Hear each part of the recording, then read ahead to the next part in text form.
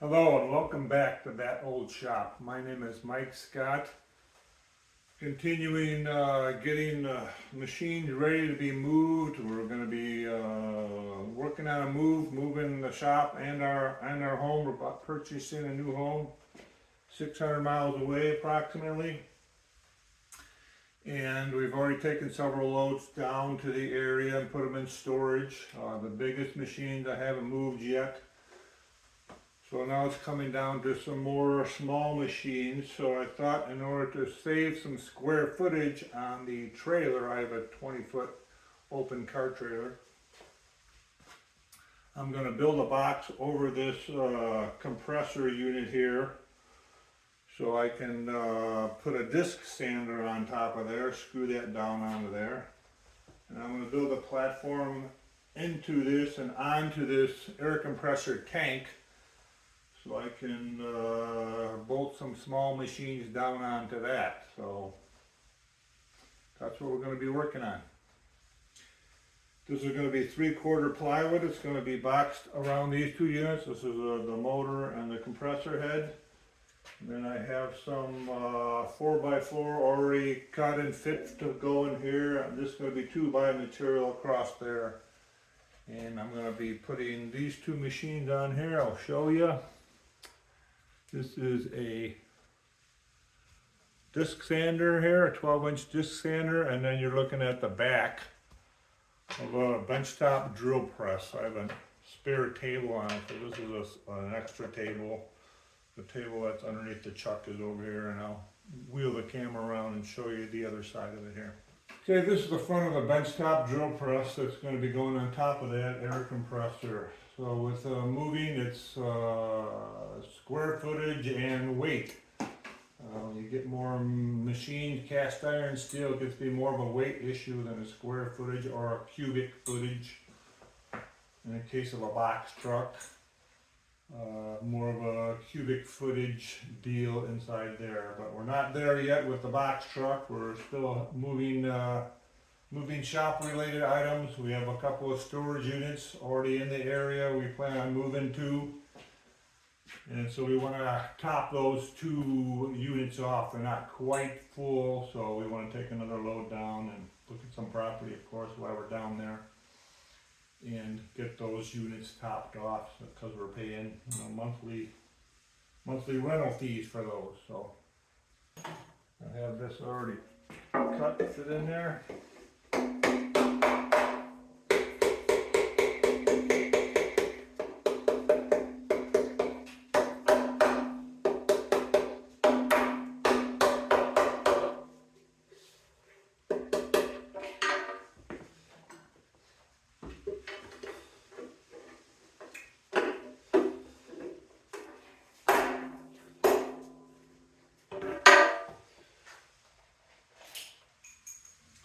Using a couple of these ledger locks.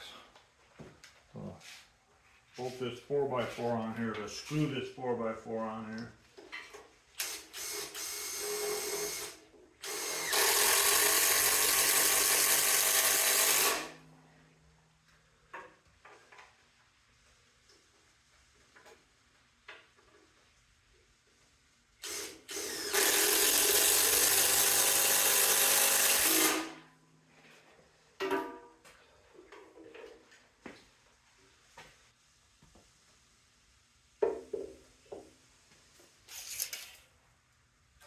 Just using the level for a straight edge.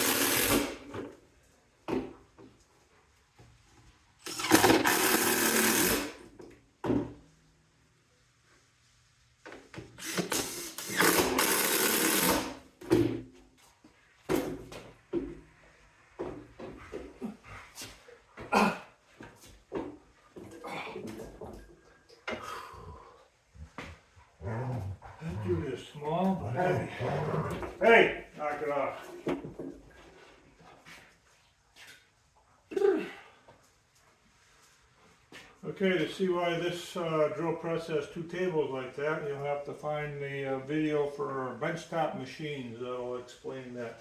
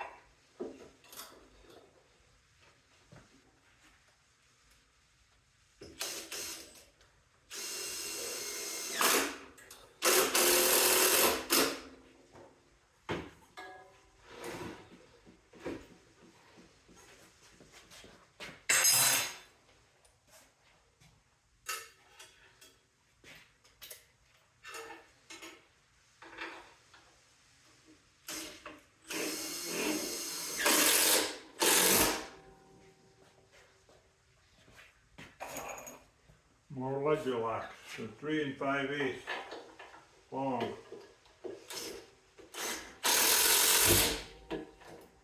Perfect for this.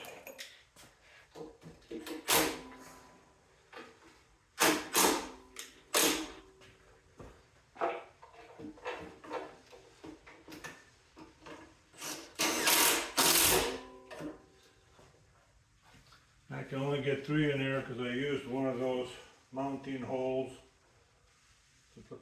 to mount this light on there. Well, these lights, I'm debating if I should take them off totally or just tie them down.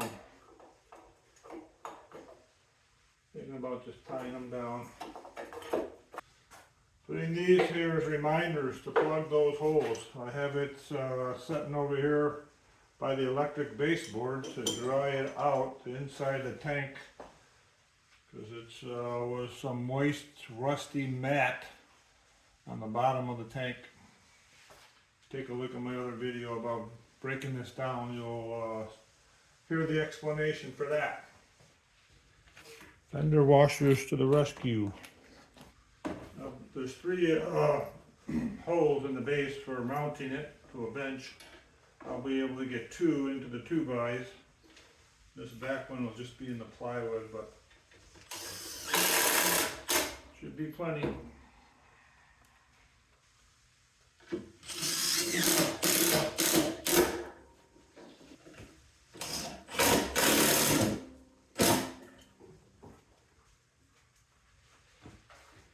Alright, well, I had to abandon the idea of building a box around here to put a machine on, like this disc sander. I was going to build it all out of 3/4 plywood. But once I put this piece up here for the drill press, I didn't have enough plywood between what I had left over to build the kind of box I want to build here. It's got a little shaky twist to it. What I'm going to do is build some blocks of wood up off the tank here to screw onto the 2 2x4s I have running across there. That should give a little more sturdiness to it, so it's not shaking, vibrating, going down the road or something in the wind.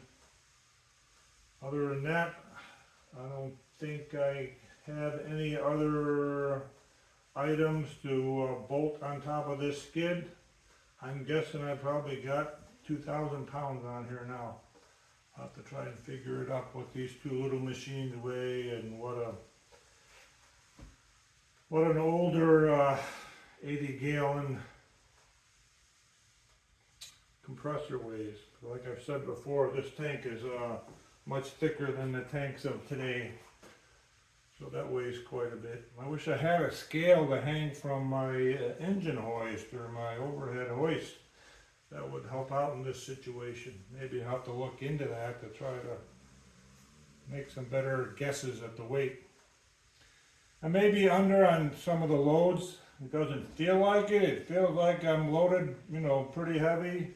I don't weigh the trailer before I leave on a trip.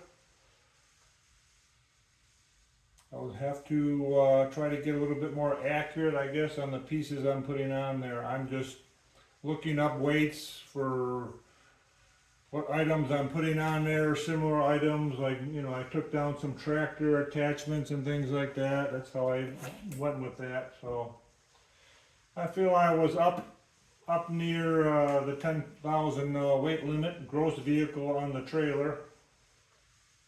And it felt like it once I got into some hills.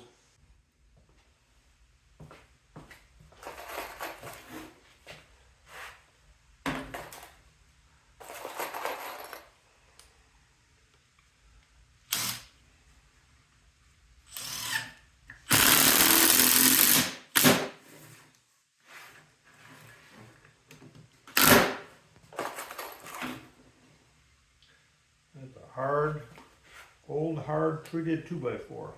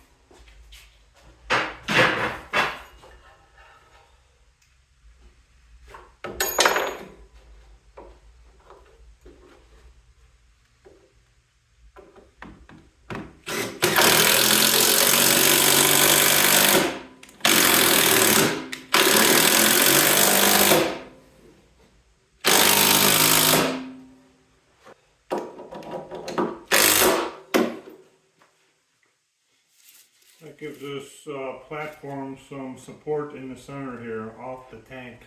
Otherwise this was going to be bowing and bouncing. It's a little sturdier now.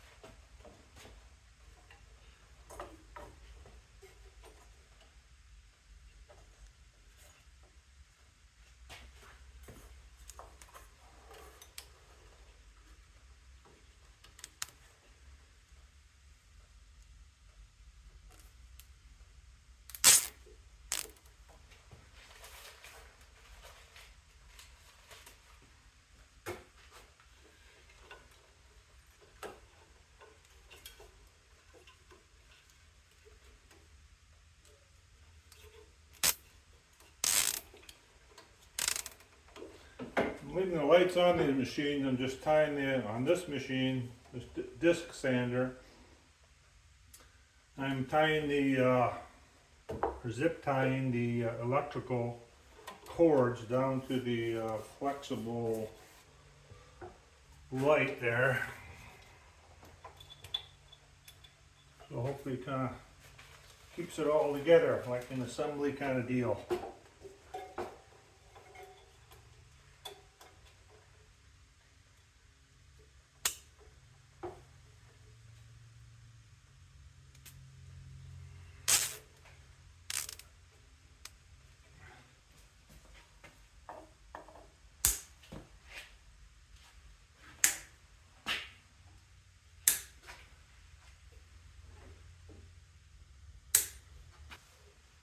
I just strap this light down to the belt. Gonna load it so the forward part of the trailer is this way, so the wind will be going this way. And I think I may load this right behind the tow vehicle so that it'll kind of be going over it here. I may regret it, I may not. Hard to get it all in one shot, but that's that skid full of the compressor and those two machines. I worked up some closer, more accurate weights for each of them. It's probably 11 or 1200 pounds, that whole deal there. So add that to the packing slip or the shipping label or whatever. Shipping manifest.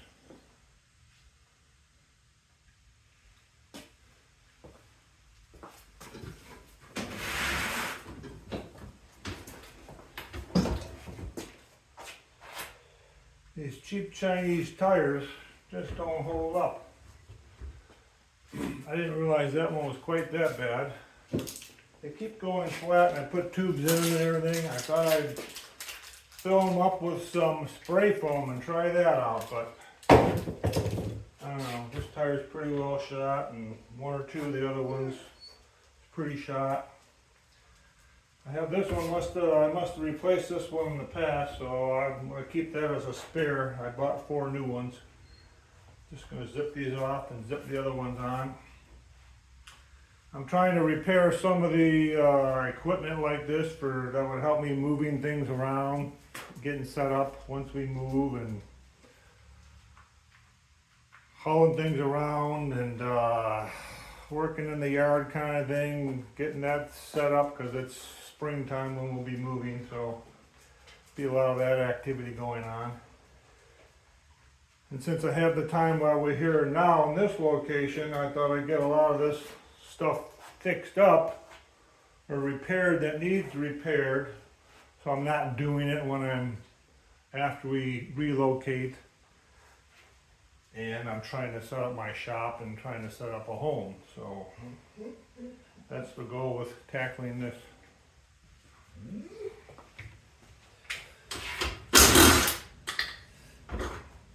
See, this one's pretty shot. Shot.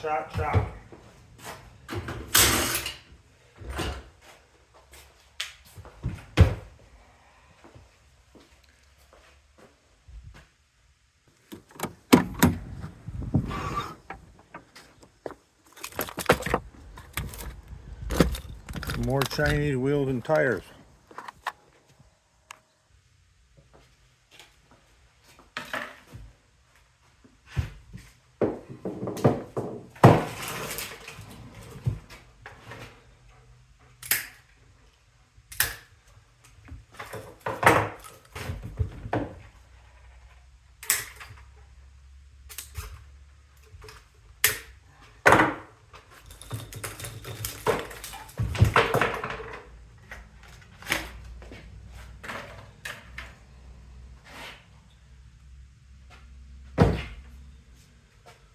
As opposed to the old ones, and the new ones have a grease fitting on one side.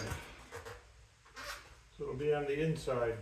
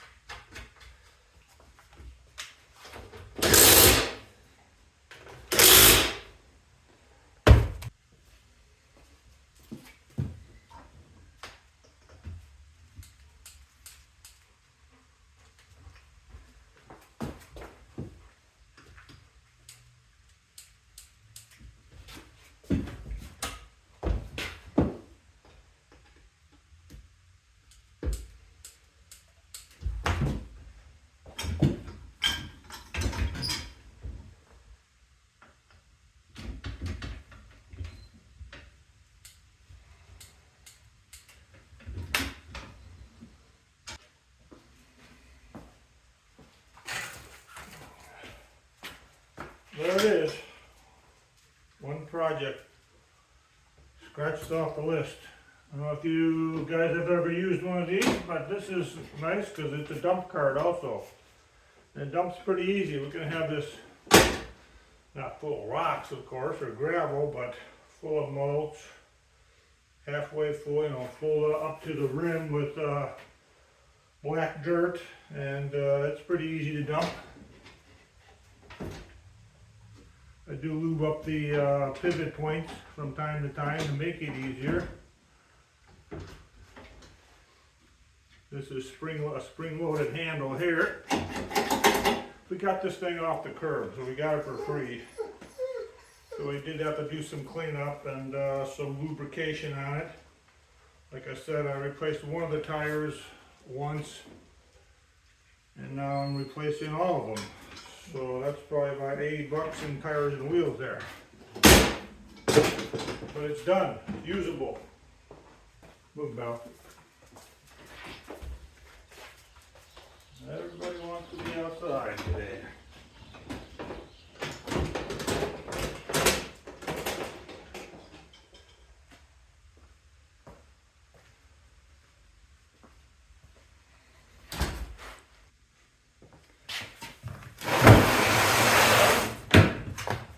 That went under the disc sander.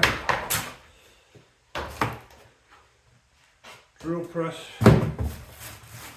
associated items.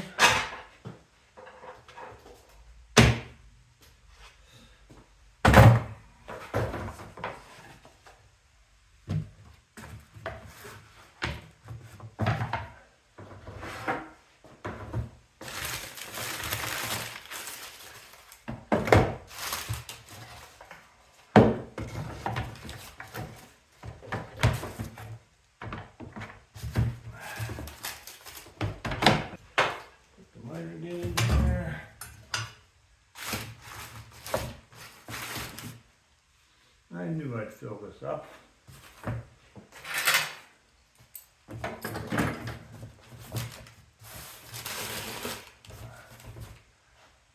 See, anything else? Let's see, come on there.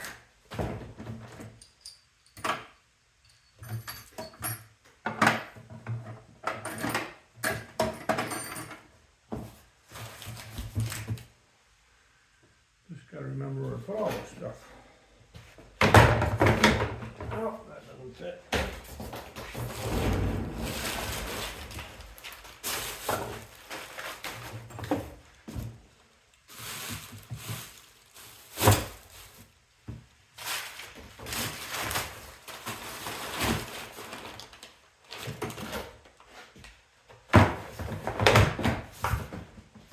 Whoa, getting heavy. Definitely a two-manner. Next.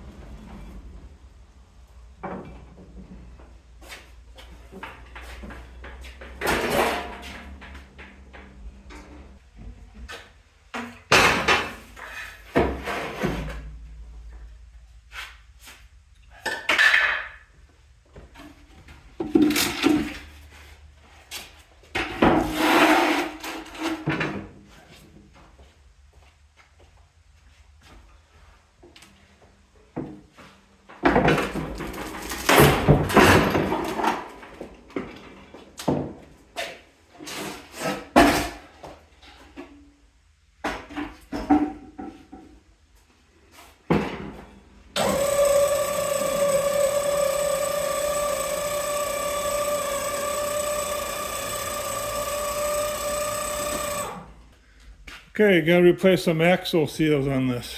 Basically, all the gear lube has leaked out where the leak is and upwards.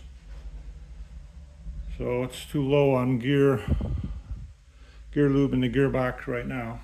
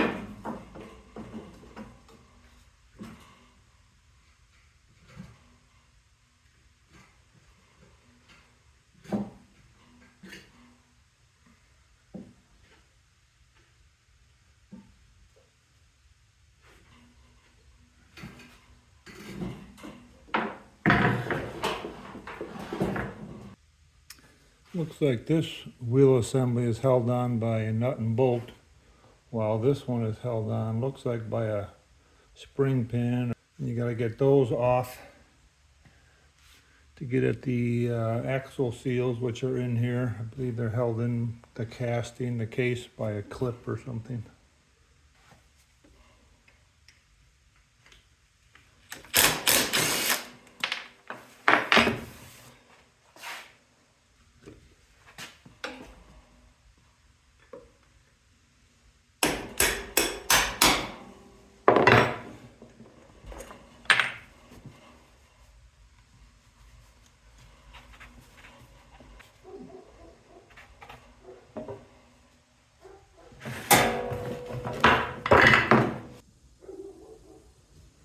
There's the seal I got to get out and replace.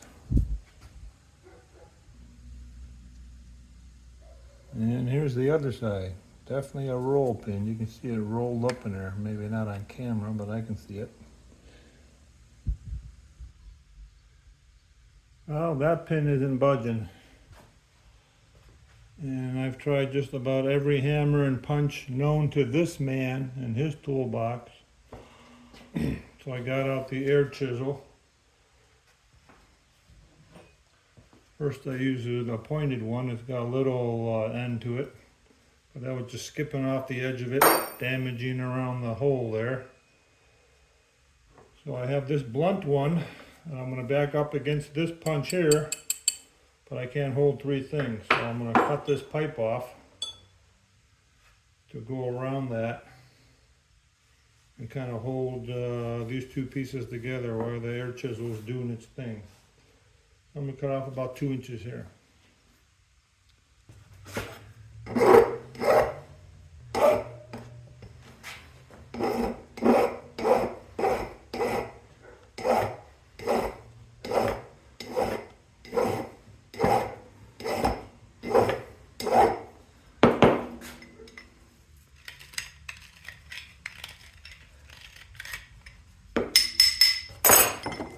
Now I'm talking a roll pin punch. I think I should have cut more off the pipe. Okay, that goes in there. You gotta cut another 2 inches off. That'll help hold it in the hole there. The hole was kind of questionable. It was like not where the roll pin where it split comes together. It was like almost like a spring was in there. And so the little point on the roll pin punch wasn't really resting in there. Now I've kind of knocked some of that out of the way.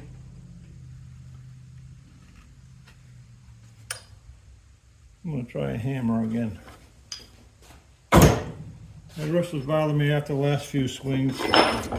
I broke it years ago. I got a plate and screws in my right wrist, so I can only do so much. Yeah, this punch really isn't long enough.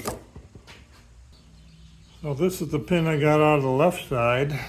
I've been working on machines for a while now. I've never seen a pin like this. I don't know if the camera's picking it up, but it's like a constant roll. Doesn't have a joint like a traditional roll pin or spring pin, and it's got that notch in it.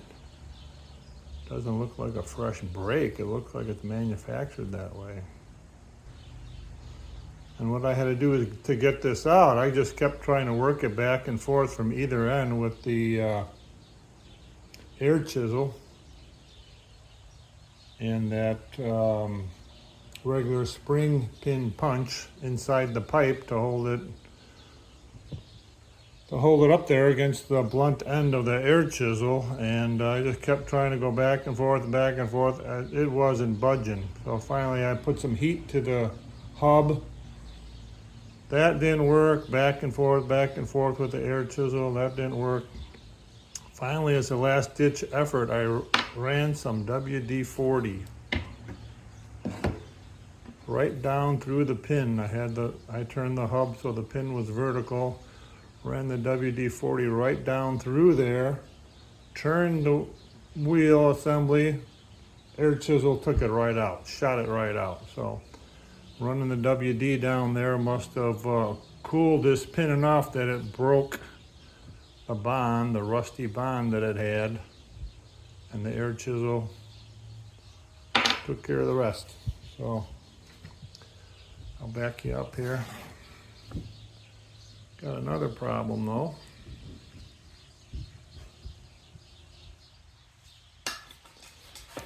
That is, I can't get this hub off. It got the pin out finally. Now I can't get the hub off, the wheel assembly. Can't get her off the shaft. It won't budge at all. So I stuck one of my new wedges that I made for moving machines and for working on machines and equipment, of course. Wedge that under there to get it a little pitch so I can get some WD up there. I don't use penetrating oil. Most of them are just too strong for me chemical wise. It gives me bad headaches. So I'm just running some WD in there. Hopefully it'll get in between the hub and the shaft and it'll eventually break loose. I did try whacking the hub from this side with a piece of brass and a hammer. I don't know where my brass went to, but big chunk of brass just hitting this, and eventually went up here around the wheel too a little bit. It didn't budge it. So this one's been on there a long time evidently. This one had the bolt holding it on. That is not what the manual shows. The manual does show a spring pin. I don't recall if we call it a spring pin or a roll pin, but I'm going to put bolts in both sides. These are 5/16 grade 5. That's what I'm going to put in both sides. That one seemed to hold up okay. So I'm going to put that in over here on this side. Screw that roll pin stuff. I don't like them roll pins. They're hard to get out lots of times, even when they're not on a piece of equipment that is exposed to the weather like this and dirt and all that. I've had them on woodworking machines and it is the sloppiest way to assemble something. And they're assembled sloppily on top of it. The fits between the shaft and the sleeve on woodworking machines that I've worked on anyhow. That's where I'm at with this. I'm gonna keep on spraying till I get some results. Reviewing the manual here on this machine, it calls the pin a roll or a spiral.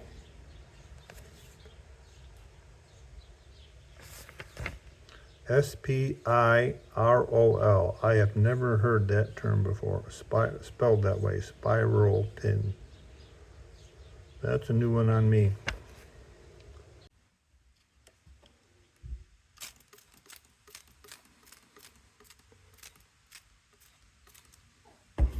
Still soaking. So I have this engine hoist that I use for moving machines around, or particularly taking machines apart. Like I'm going to need this for taking the table off the mill and some other things. So the cylinder has been going bad for quite some time, so I have another cylinder to go on there. I'll get that put on there. Part of the equipment repair and maintenance thing before the move.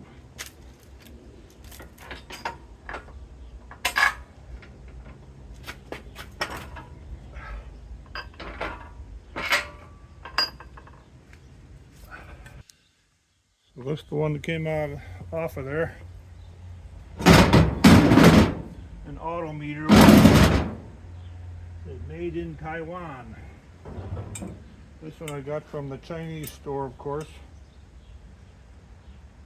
Probably made in China. Doesn't say. Anyway, Pittsburgh, most of their stuff is Chinese made.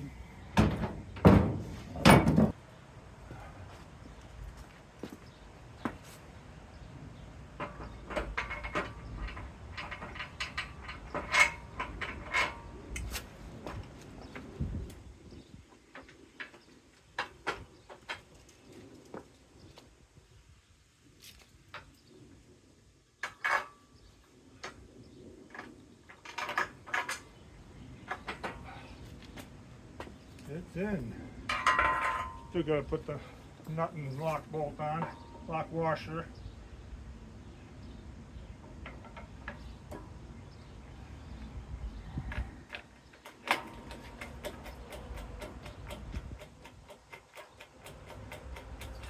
More better than the other one.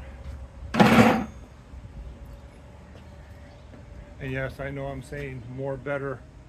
That's improper English. I'm just saying it jokingly.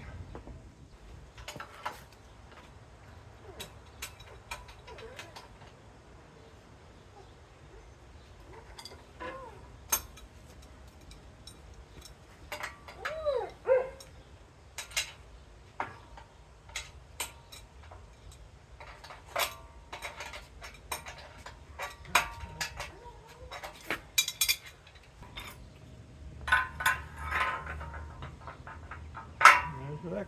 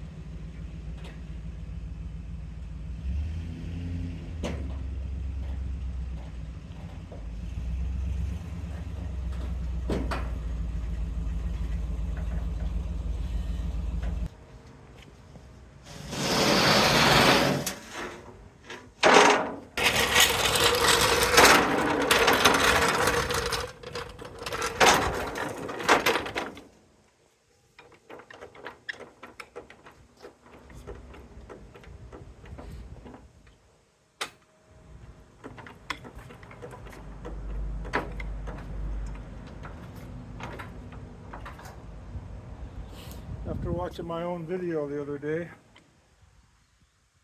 I'm going to take the two spares, which are newer, and put them on the front. Rotate these out as my spares. The front tires tend to drag sideways some as you're turning corners. So that'll put some wear on the front tires and bring them more in line with the other four tires.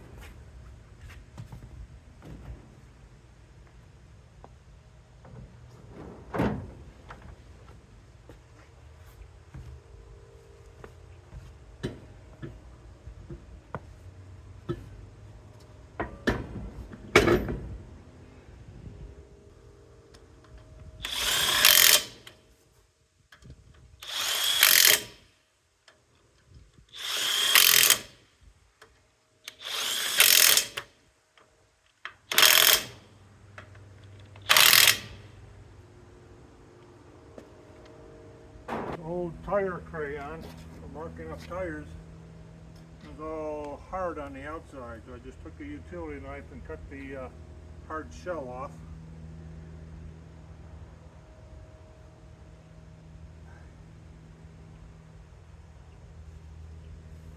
So now it writes again.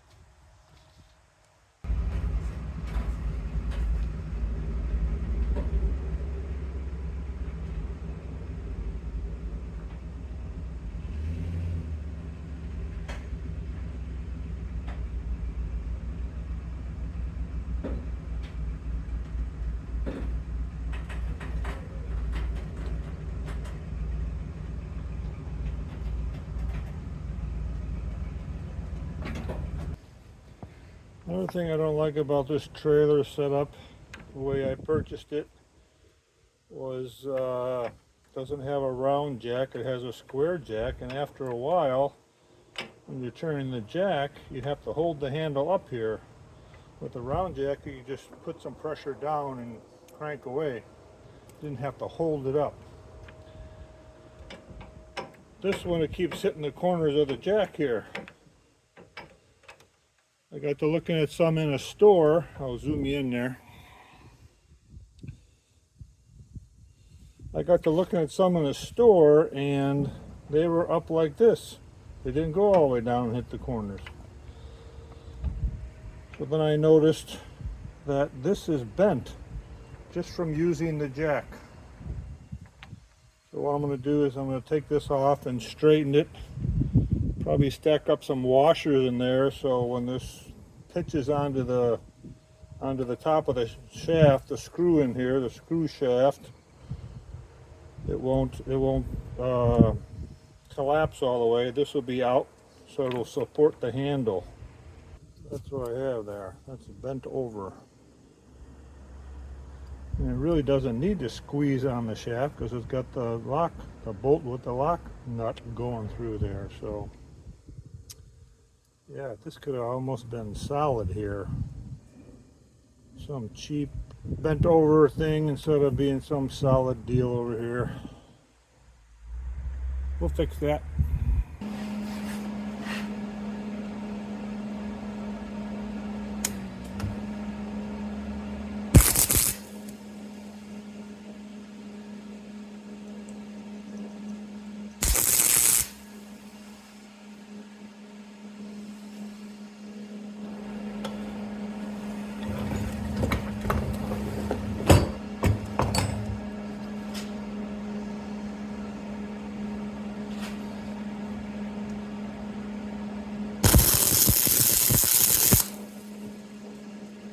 I'm having to weld with my eyes closed because I don't have a welding helmet or any goggles.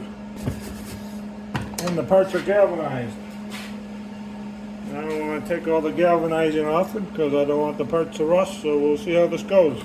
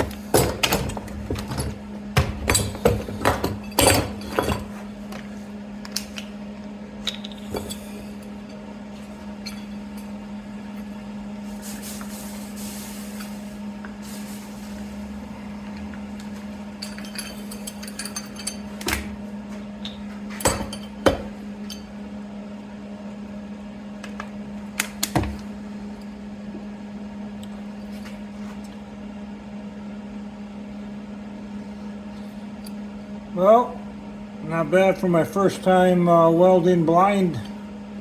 Had to close my eyes like I was saying because I don't have any eye protection. I think that should do it though. The handle will rest right like that. I even add a little weld right there where it's got to hit. A little grinding and it'll be done.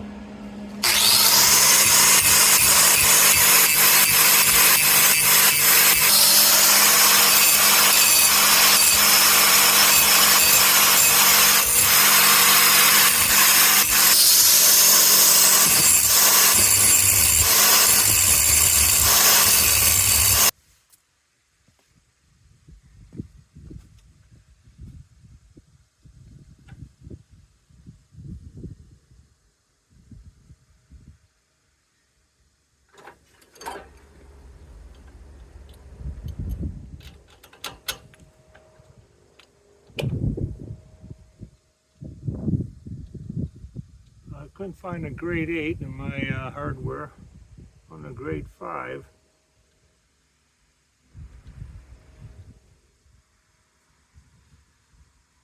I'm going to double nut it.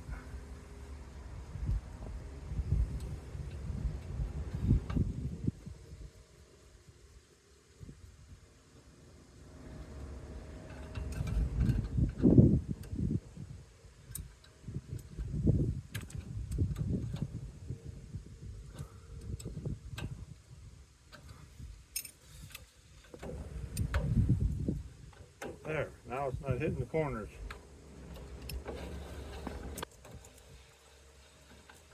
Now I can 2 finger it.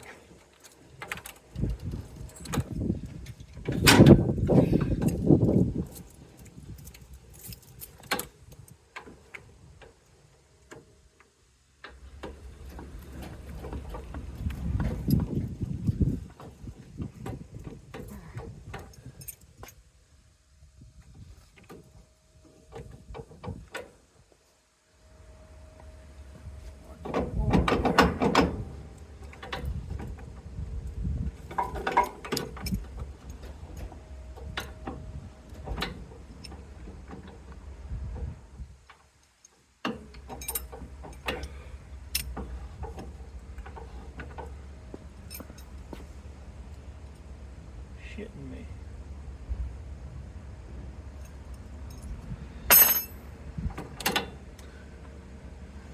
Fix one problem, you got another problem.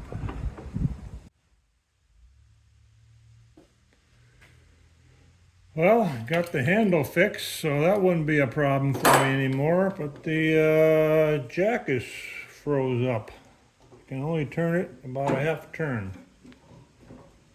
Well, let's see, 3/4, 1, 1.5, about 1.5 turns. So this bronze, I think this is a bronze nut, must be messed up because these threads are not messed up. These are square threads. And I've been oiling it, so. I bought this trailer brand new September of 22, and this is February of 24, so a little over a year, and the jack crapped out already. So I called the trailer dealer, and of course the guy who handles warranty stuff is not there. This is a Friday, late afternoon on a Friday, so I'm supposed to get a call back on Monday. We shall see. But yeah, I'm not too happy with this jack here. Pro Series 8000. Sounds Chinese, doesn't it? Because it doesn't even have a brand. Unless Pro Series is the brand. I wouldn't think so, though. And still can't get this wheel assembly off, so I'm continuing to soak it.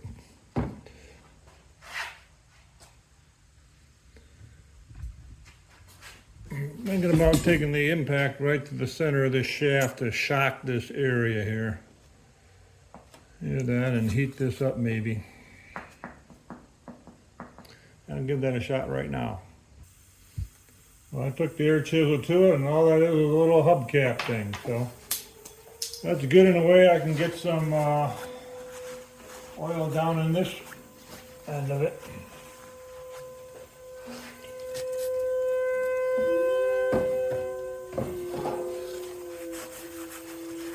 We'll give that a couple of days, and maybe take some heat to it after that. But that's it for this video. It's getting pretty long. I'll start another video when I get the jack replaced, hopefully, and get this wheel assembly off. And I got some other things to do on the trailer as well. That whole area up there.